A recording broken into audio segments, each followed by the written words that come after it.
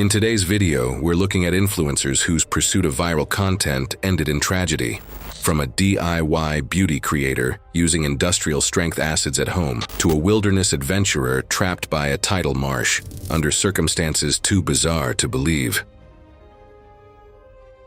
It was February 28, 2014, in a small North Hollywood apartment, sunlight falling on a cluttered vanity filled with skincare acids. What began as a routine beauty tutorial escalated into a serious medical emergency during filming. Hannah Duvall, 39, had built her following by positioning herself as the accessible alternative to expensive dermatology treatments. Working part-time at a high-end cosmetics store, she absorbed product knowledge from customers and sales training, translating professional techniques into DIY content for her predominantly teenage audience. Despite battling mild eczema since childhood and having notoriously reactive skin, Hannah consistently minimized these concerns in her videos, driven by sponsorship pressure from small skincare brands and her own financial desperation. Her content focused on recreating professional treatments at home using concentrated acids readily available online, a niche that was gaining traction in beauty circles but lacked proper safety oversight. Hannah planned a chemical peel combining 70% glycolic acid with 30% TCA, concentrations typically reserved for professional medical settings. These acids remove damaged skin through controlled chemical burns, requiring precise application and neutralization. Confident that her experience with milder peels qualified her, she researched the technique online and watched professional demonstrations. She ordered the industrial-grade acids from a laboratory supply company, bypassing consumer safety restrictions. That afternoon, Hannah ignored multiple warning signs. Her skin was already inflamed from a retinoid treatment used days earlier, weakening its barrier. The acids she received were far more concentrated than expected, yet she pressed on, eager to produce content before engagement metrics dropped. Two friends voiced concerns via text, warning her of the risks, but she dismissed them, convinced her self-taught expertise was enough. Hannah began filming, carefully mixing the acids in a ceramic bowl while narrating her technique to the camera. She applied the potent solution across her entire face, including the sensitive eye and lip areas, zones that professionals usually avoid or treat with reduced concentrations.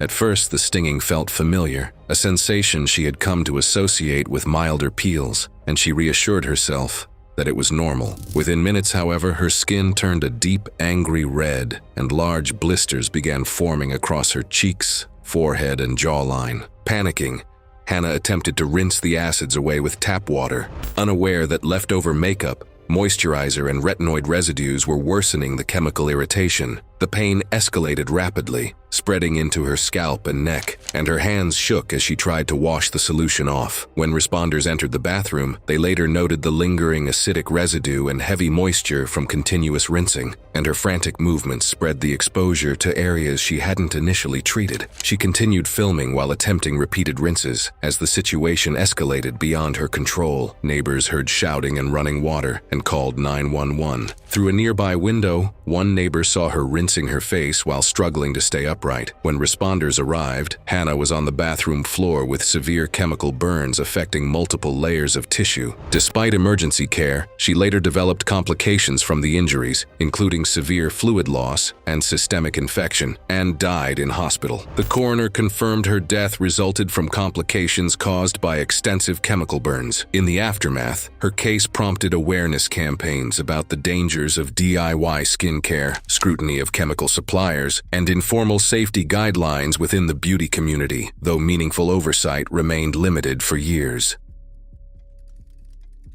It was October 8, 2016, inside a large abandoned industrial complex in a major Midwestern city. Broken windows cast jagged shadows across graffiti-covered floors, and rusted beams groaned under decades of neglect. Sunlight filtered through gaps in the roof, highlighting dust, debris, and the metallic scent of decay that filled the cavernous space. Jordan Fields, 21, had built his following by combining athletic dance routines with visually striking urban backdrops. A community college performing arts student, he supplemented part-time work at a local dance studio by producing sponsored content for streetwear and energy drink brands. Maintaining engagement required increasingly dramatic locations, and abandoned industrial sites offered the vertical clearance and raw aesthetic his choreography demanded. His routines incorporated parkour-style jumps, spins, and acrobatic moves, all requiring stable flooring and secure overhead space, requirements rarely met in abandoned factories. Professional stage lighting involves carefully calculated load distributions, with fixtures weighing 40 to 200 pounds and mounted using specialized rigging systems. Jordan had borrowed 3 LED panel lights, clamps, extension cords, and mounting hardware from a community theater, all designed for controlled indoor environments with proper electrical and structural oversight. The complex's overhead trusses, designed decades earlier for assembly machinery, had been exposed to weather, vandalism,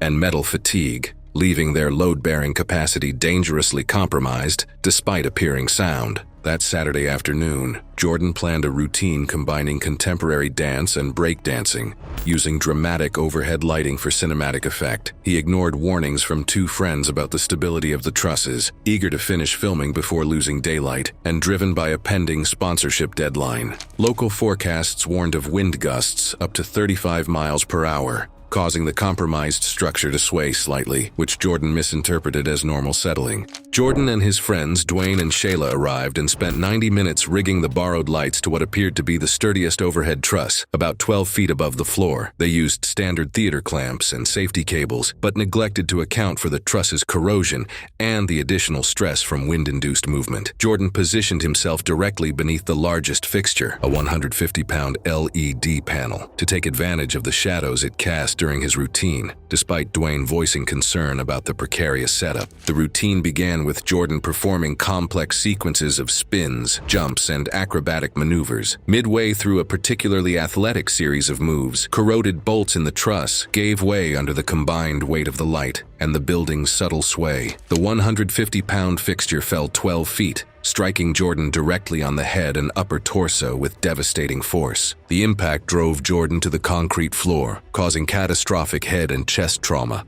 as the fixture shattered around him. Dwayne immediately called 911 while Shayla attempted to move the debris, but Jordan was trapped beneath twisted metal and mounting hardware. Security cameras in a nearby building later showed the fixture falling as his friends rushed toward him and attempted to move the debris. Paramedics arrived minutes later but pronounced him dead at the scene. The coroner's report detailed catastrophic head trauma, including a fractured skull and severe brain injury, along with spinal fractures, punctured lungs, and massive internal bleeding, determining death was instantaneous from the impact. City officials increased security around abandoned industrial sites and enforced stricter trespassing penalties, while Jordan's family established a nonprofit promoting location safety for content creators. The incident became a stark reminder of how social media ambition and unsafe environments can combine with fatal consequences.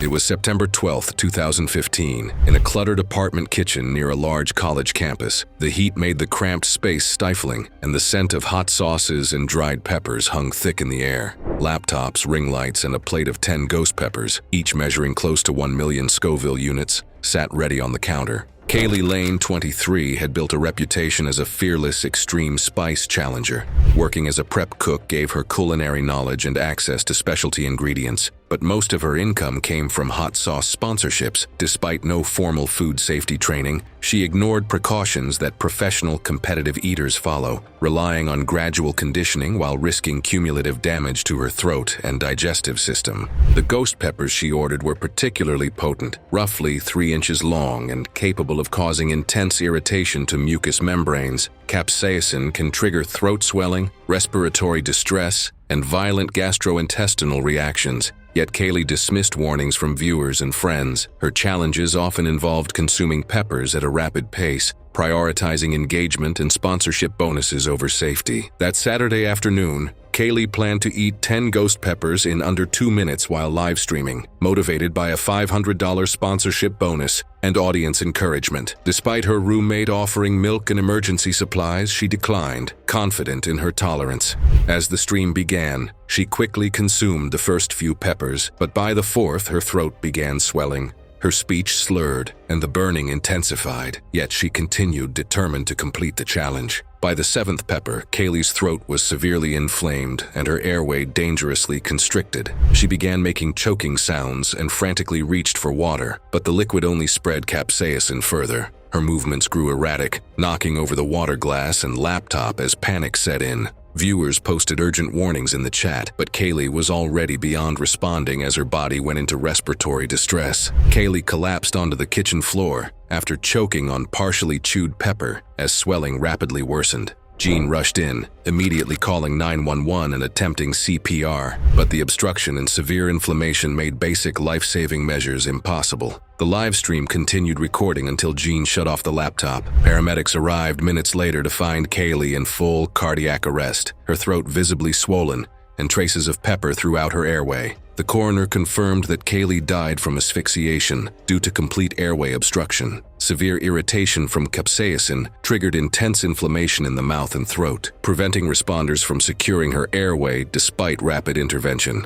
Toxicology tests confirmed no drugs or alcohol contributed to her death. Her passing was entirely the result of the physiological effects of extreme capsaicin exposure. The livestream platform removed the video and implemented policies restricting extreme food challenge content. Kaylee's family established a foundation to promote food challenge safety and educate creators on the risks of extreme spice consumption. The sponsoring hot sauce company faced public backlash and quietly withdrew from extreme challenge marketing, though they bore no legal liability. The incident remains a stark example of the dangers of viral content ambition overriding basic safety. It was November 18, 2017, in a converted garage studio in a dense urban neighborhood. The cramped space reeked of energy drinks and stale air, with cables, monitors, and exposed computer hardware crowding the room. Nikola Salamov, 27, had built his following through endurance streaming on a live streaming platform that pushed both his body and equipment to dangerous limits, often broadcasting for 24 to 48 hours while consuming massive quantities of caffeinated energy drinks. He relied on self-taught technical skills to build impressive custom PCs. Despite understanding computer hardware, he had no formal electrical safety training and routinely worked on live systems while pushing them beyond recommended limits, driven by income from donations and sponsorships that rewarded extreme streaming. His custom liquid-cooled PC, powered by a high-wattage supply and left open on his desk during marathon sessions, sat among tangled cables and spilled energy drinks, an increasingly hazardous setup he had come to see as normal. The planned 48-hour charity stream, fueled by sponsorship bonuses, sleep deprivation, and excessive caffeine, continued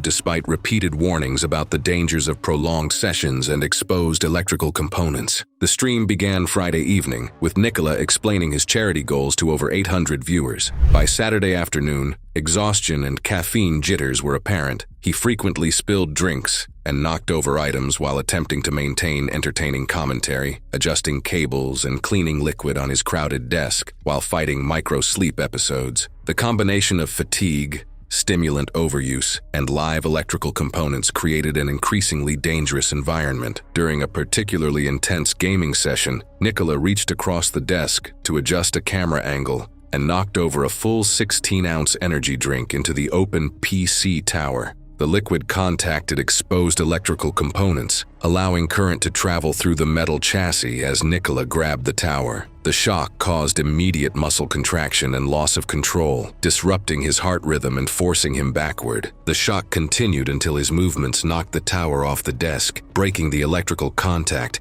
but causing him to fall backward and strike his head against a metal desk corner. Viewers immediately flooded the chat with emergency messages as smoke rose from the spilled liquid and damaged electronics. His friend Derek drove to the house and called 911 after finding Nikola unconscious with severe burns on his hands and arms. Paramedics arrived to find Nikola in cardiac arrest, with burns on his right hand and forearm and severe head trauma from the fall. Despite CPR and defibrillation, they were unable to restore a stable heart rhythm, and Nikola was pronounced dead after resuscitation efforts failed. The streaming setup continued recording until shut down by Derek, documenting both the accident and immediate emergency response. The coroner ruled the death a cardiac arrhythmia caused by electrical shock, with head trauma from the fall identified as a contributing injury. Electrical burns along Nikola's right hand and forearm along with brain swelling from the impact, confirmed the sequence of events captured during the stream. The recording circulated briefly among viewers before being removed, and discussions within the streaming community shifted toward electrical safety and the risks of marathon broadcasts. Friends later cleared the garage studio, dismantling the damaged setup that had been left running when emergency crews arrived. Investigators closed the case as an accidental death tied to unsafe handling of powered equipment during a live broadcast.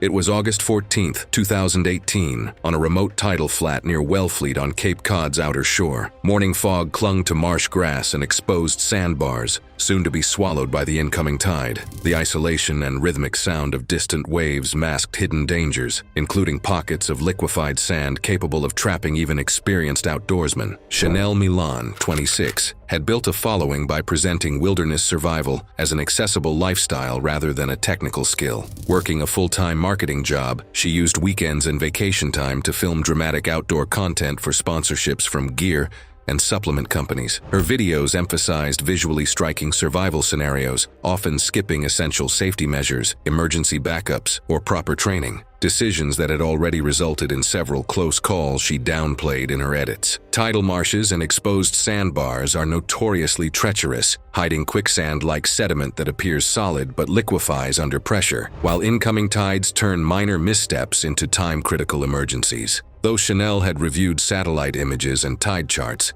she lacked the local knowledge to recognize subtle warning signs like unusual vegetation patterns or soft, discolored sand, and she dismissed fishermen's warnings about unstable ground and tidal hazards. That morning's shoot required her to demonstrate survival skills for dramatic sponsor-driven footage, and she began filming as her camera operator remained on stable dune grass. Carrying heavy camera and drone equipment, she moved across the sandbars until she found what looked like the perfect location where marsh grass met open sand, unaware that liquefied pockets lay just beneath the surface. While crossing a 50-foot section of marsh, Chanel stepped into a pocket of unstable marsh sediment that trapped her right leg and prevented her from pulling free. Panic and flailing caused the material to liquefy further, while the weight of her gear accelerated her descent. Within minutes, she was immobilized in place as the rising tide began covering the surrounding sand, the rising tide adding water pressure and destabilizing the sediment further, making movement nearly impossible. Her friend attempted to call for help and launched the drone to maintain visual contact, but weak cellular reception and the remote location delayed emergency response. Over the next 20 minutes, she remained trapped as the incoming tide steadily rose, flooding the surrounding marsh and limiting any chance of movement. As the water level continued to increase, she slipped below the surface and was no longer visible from shore. Rescue teams arrived more than 30 minutes later, but were unable to recover her immediately, requiring specialized equipment to safely extract her from the saturated sediment. The coroner confirmed that Chanel died from drowning after becoming trapped in unstable marsh sediment as the incoming tide rose. Her lungs and stomach contained significant fine sediment consistent with the tidal marsh environment. Abrasions on her arms and hands indicated prolonged struggle, but there were no other injuries contributing to her death. The combination of quicksand entrapment and rising tide made survival unlikely even with immediate intervention. Following the tragedy, local authorities added warning signs and barriers around hazardous areas. Chanel's family posthumously edited her content to create educational materials about tidal marsh safety. Sponsoring outdoor companies ended extreme survival influencer programs, and drone footage was donated to marine safety organizations for training purposes. Chanel's story became a cautionary tale among adventure bloggers about the critical importance of proper training, local knowledge, and safety protocols in dangerous environments.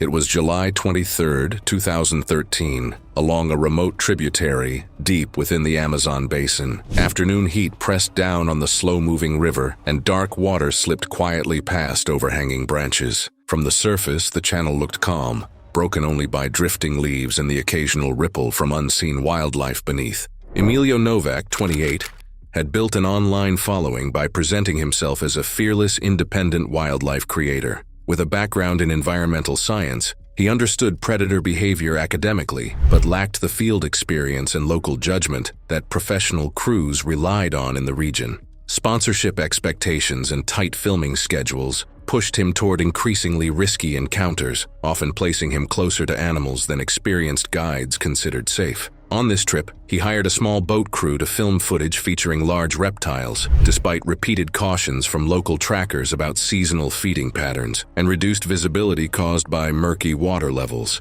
Black caimans were known to inhabit the tributary, and the crew had already observed subtle wake patterns near the shoreline earlier that morning. Guides suggested relocating to a wider channel with better sightlines, but Emilio chose to continue filming, believing controlled movements would prevent an aggressive response. He entered the water slowly while the boat remained a short distance away, his chest-mounted camera recording as he waded deeper into the channel. The surface appeared still, though shifting currents suggested movement below. Minutes later, a large caiman surged upward and pulled Emilio beneath the surface. Footage from cameras on the boat captured sudden splashing and the crew attempting to reposition, but the water quickly obscured visibility. The guides immediately pulled the boat farther from the shoreline as movement in the water intensified, maintaining distance to avoid a second strike while calling for help. Emergency calls were placed, though the remote location meant outside assistance would take time to arrive.